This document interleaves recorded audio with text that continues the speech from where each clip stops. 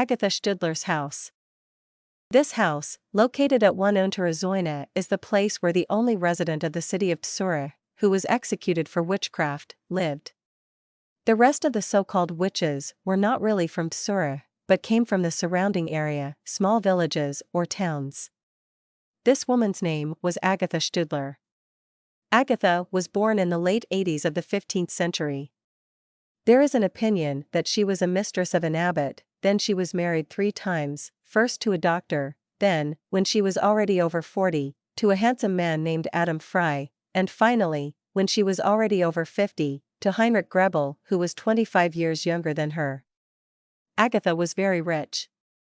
In those days, a fortune of more than £10,000 was a rarity. Out of 60 politicians, who were ranked among the elite, only 5 had a fortune exceeding this amount.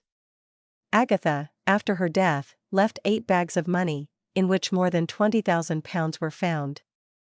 She also owned the house you are now standing in front of, which was sold shortly after her execution for about £1,000. Silverware, jewelry, dresses, furniture. As a result, Agatha's fortune was estimated at almost £30,000. Part of this money was inherited by her from a wealthy father, but how much money belonged to the abbot, whether he left them for her to keep or gave them to her, remains a real mystery. It is only known that Agatha was very rich.